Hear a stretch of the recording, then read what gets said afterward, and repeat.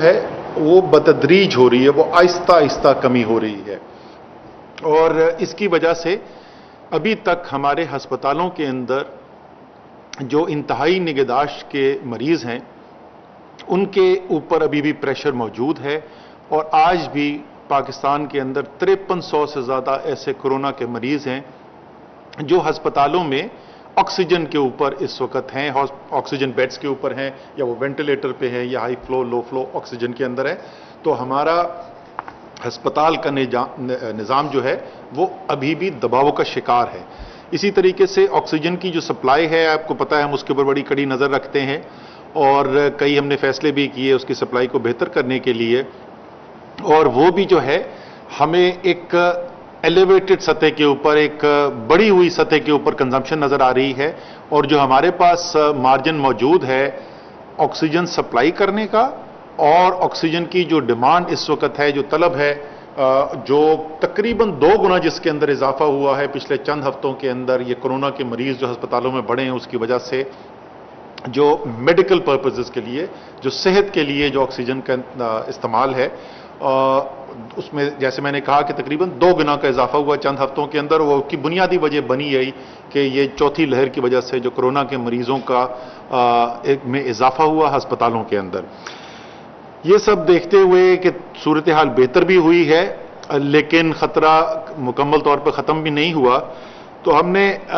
फैसला ये किया है कि अगर आपको याद हो हमने कुछ अजला के अंदर 24 अजला के अंदर मजीद बंदिशें लगाई थी जो बाकी मुल्क से मुख्तलिफ थी। और 24 अजला जहां के अंदर हमें नज़र आ रहा था कि हस्पताल के निज़ाम के अंदर प्रेशर है और उन अजला के अंदर वबा की शरह भी ज़्यादा थी और ख़ुसूसी तौर पे उनके हस्पताल के निज़ाम के ऊपर जो है वो ज़्यादा दबाव था, तो वहाँ पे हमने मज़ीद बंदिशें लगाई थी जो 4 तारीख को लगी थी और वह 15 तारीख तक जारी रहनी थी। इन 24 में से अल्हम्दुलिल्लाह अब 18 अजला ऐसे हैं जहाँ पे हमें बेहतरी नज़र आ रही है। इसलिए उन 18 अजला के अंदर अब जो बाकी तमाम मुल्क के अंदर जिस तरीके की बंदिशें हैं हम उसी के ऊपर चले जाएंगे। और जो सिर्फ 6 अजला हैं उन 6 अजला के अंदर जो है एक ज़्यादा सतह के ऊपर, एक ऊंची सतह के ऊपर जो है वो बंदिशें कायम रहेंगी, लेकिन उनके अंदर भी कुछ तब्दीली की गई है। पहले आपको मैं बता दूं कि ये कौन से अजला हैं जहां पर ये इंतहा दर्जे की बंदिशें या ज़्यादा दर्जे की जो बंदिशें हैं वो कायम रहेंगी। इसमें से 5 पंजाब में हैं, लाहौर, फैसलाबाद, मुल्तान, सरगोदा और गुजरात, और एक ज़िला जो है वो खैबर पख्तूनख्वा का है, बन्नू। इन 6 अजला के अंदर 1 हफ्ते के लिए मजीद यानी 22 तारीख तक ये जो ज़्यादा ऊंची सतह की बंदिशें हैं वो कायम रहेंगी। लेकिन वो भी जो बंदिशें थी उसमें 3-4 हम तब्दीलियां करने जा रहे हैं। एक तो ये कि जो बैनुल अजलाए जो ट्रांसपोर्ट थी, जो शहरों के दरमियान इंटरसिटी ट्रांसपोर्ट थी, उसको मुकम्मल तौर पे बंद कर दिया गया था इन अजला से। अब उसमें उसकी इजाज़त दी जा रही है 50% तक मुसाफिर बस में बैठा के, पब्लिक ट्रांसपोर्ट में बैठा के ये पब्लिक ट्रांसपोर्ट, इंटरसिटी ट्रांसपोर्ट खोल दी जाएगी। इसी तरीके से स्कूल जो हैं इन अजला के अंदर जो तालीमी इदारे हैं उन तालीमी इदारों को मुकम्मल तौर पर बंद किया गया था ये 12 दिन के लिए। वो 16 तारीख से दोबारा अब जिस तरीके से बाकी मुल्क के अंदर हो रहा है कि वो स्टैगर्ड यानी 50% अटेंडेंस के ऊपर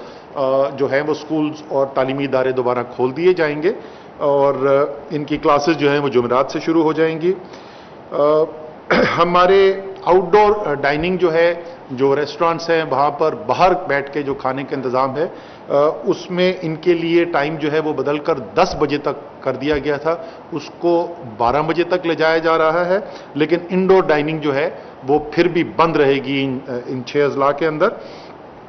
और अम्यूज़मेंट पार्क्स यानी तफरीही मुकामात जो हैं, तफरीही पार्क्स जो हैं और जिम्स जो है वो मुकम्मल तौर पे वैक्सीनेटेड लोगों के लिए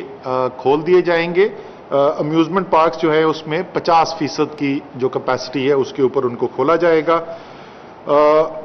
اور میری آؤٹ ڈور گیدرنگ جو بالکل ہی باہر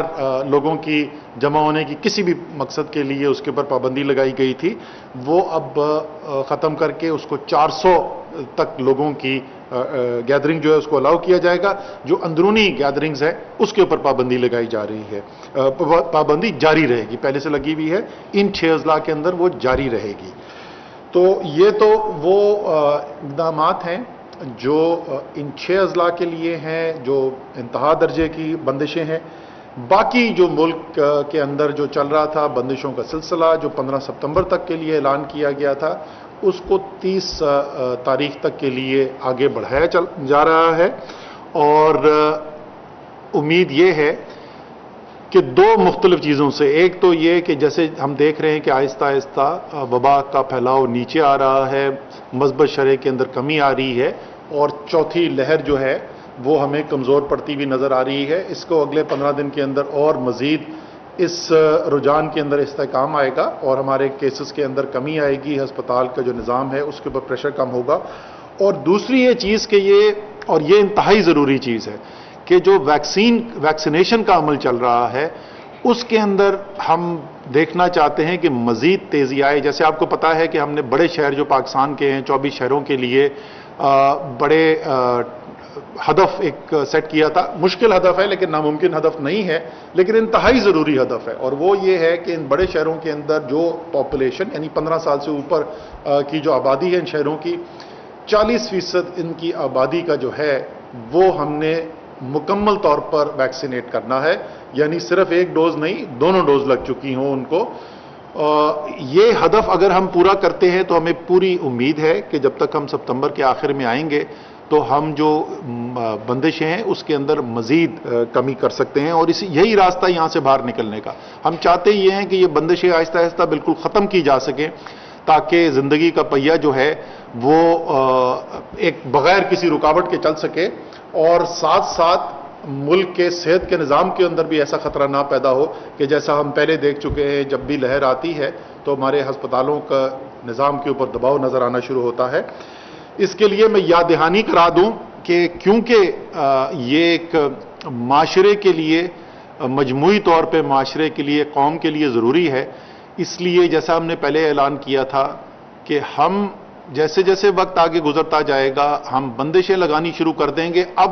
عمومی طور پہ کاروبار کی بندشوں کی طرف ہم نہیں جا رہے، لیکن وہ شخص جو اپنی ویکسینیشن نہیں کروا رہا ہے وہ کیا کیا کام کر سکتا ہے اس کے اوپر بندشیں لگتی جائیں گی. تو آہستہ آہستہ یہ جو مجموعی طور پر ہماری بندشیں ہوتی تھیں مختلف سیکٹرز کے اندر، مختلف کاروباروں کے اندر، تعلیمی اداروں کے اندر، ان کو ہم ختم کرتے چلے جائیں گے. اور وہ لوگ جو اس کے باوجود کہ تمام ڈاکٹرز، ایکسپرٹس ان کو بار بار اس کی تلقین کر چکے ہیں کہ وہ ویکسینیشن کرائیں، وفاقی حکومت جو ہے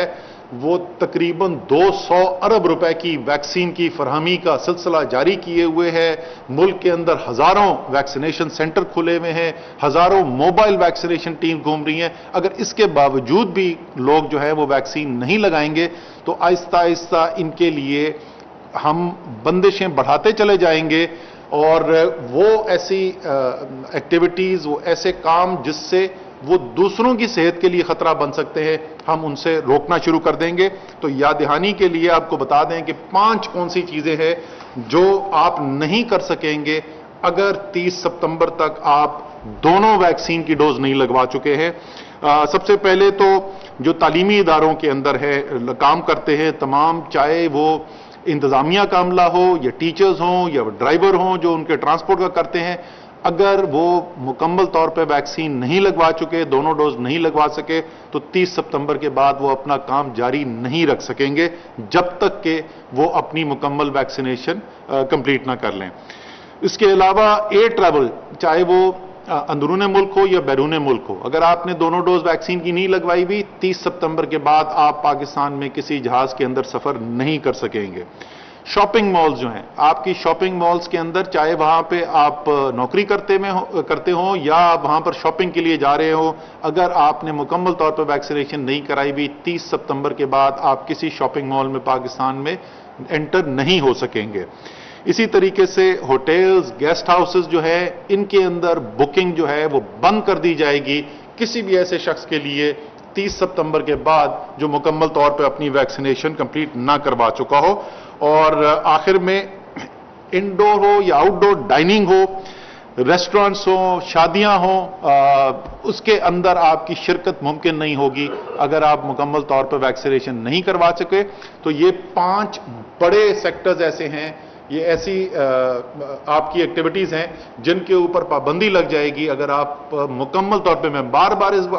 याद दहानी करा रहा हूं कि ये सिर्फ 1 डोज की नहीं हम बात करें, ये वो चीजें हैं जो आप नहीं कर सकेंगे अगर आप 2 डोज नहीं लगवा चुके, मुकम्मल तौर पे वैक्सीनेट नहीं कर चुके। सिवाय जाहिर है वो लोग जो कैंसाइनो या पाकवैक जिनको लग रही है, जो 1 ही डोज की वैक्सीन होती है। तो फिर इसके साथ मैं आपके साथ अपील करूंगा, ये बिल्कुल मुमकिन है। वो लोग जो घर में बैठ के शायद सोच रहे हो कि नहीं नहीं ये कैसे हो सकता है, 40% लोग कैसे किया जाएगा,